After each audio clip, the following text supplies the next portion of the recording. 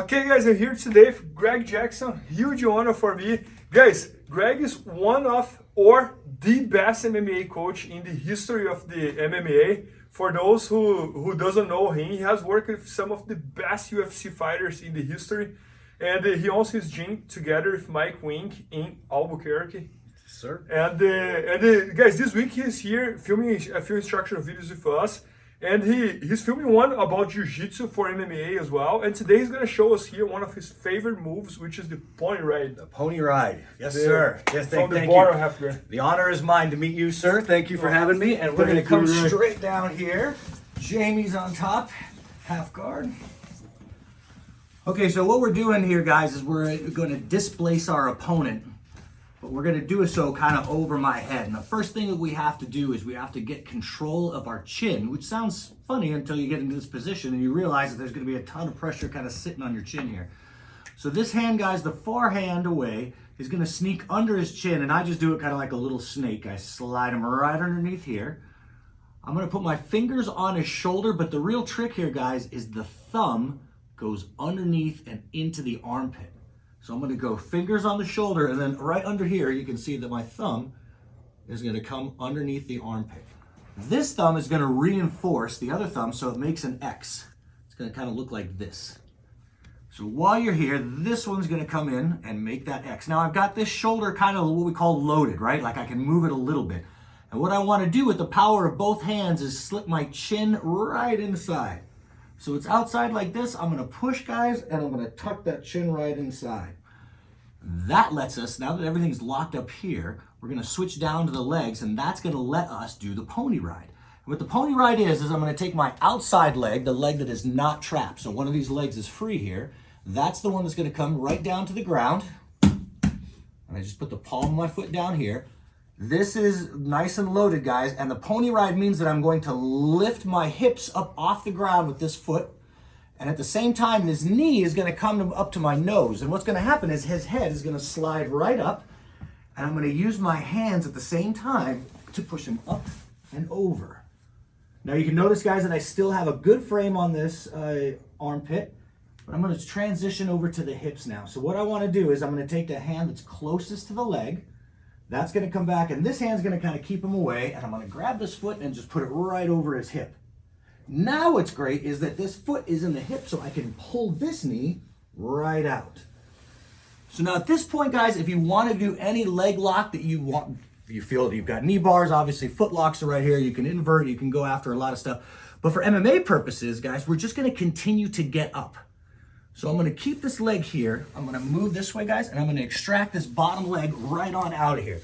Now, guys, if you want to stay again in this ankle lock, that's fine. If you want to drive back in to do your ground and pound, that's fine. But the most important thing is while you were once underneath and trapped in that half guard, by doing just several small movements, we were able to reverse that position.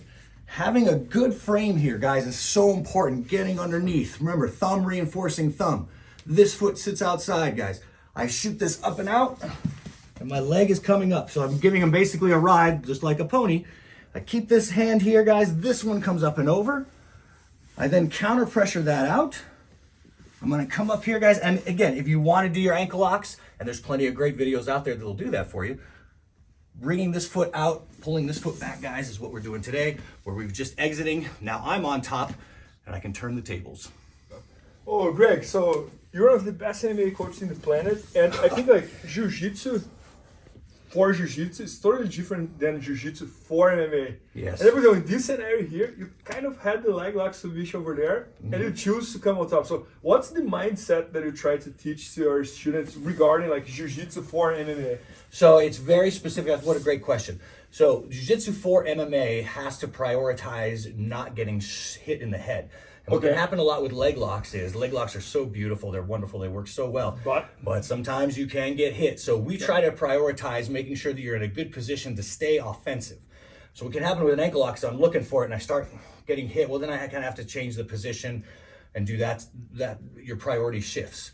So what I want to do is get on top so we can do our ground and pound, and we can always go back to the ankle if we want to. Good. But I want to make sure that I am not in a position where I'm going to take damage, and in fact, I can do the damage.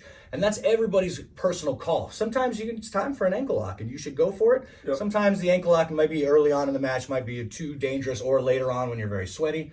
So it's it's just tools in the toolbox. And for MMA, you have to be very careful because you don't have the same time allowance. And I don't mean match time.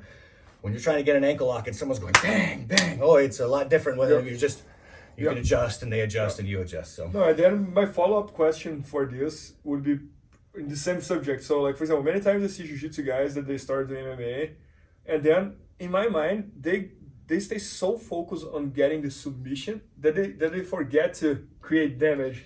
Right. So in your mind, what is the most important thing? Like, is to focus on the damaging or focus on the submission, or both, first one then other? What do you think? Right. So what we do with that is called a force array, and we actually just did a video about this force array idea. And so what we want to do is you want to try to do the damage first, so that if you can't get the submission, you've won the round. Okay. So after you do some damage, then in my opinion, in a perfect world, and this is not every fight, but in a perfect world, after you do damage, okay, the round is mine. Now I can look to try to finish it. Because sometimes people are very good at defending. You get full arm bars and it doesn't matter. They get out. Same thing with ankle locks or whatever.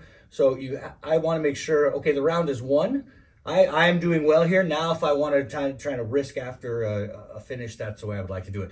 But that doesn't mean, listen, if you see a finish immediately right there, might as well take it. So, but if it's going to be a long fight, a real battle, then I would do damage first, submission second, so that you have. No, I don't know how many times I saw jiu-jitsu guys fighting that they went to the ground, they were dominating the match, they had the chance to create damage, they tried to get a submission, they missed it, and they lost the match. Exactly right. So that's the heartbreak that you want to make sure that you're setting yourself up for success and not failure. There you go. No, that makes total sense.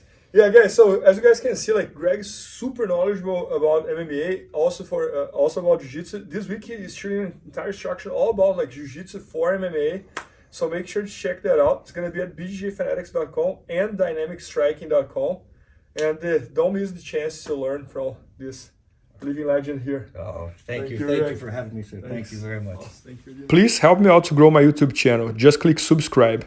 And to watch more videos, just click under see more videos. I hope you enjoyed. BJJFanatics.com. Use the promo code YouTubeFaria to get 10% off any instructional video. Improve your jiu-jitsu faster.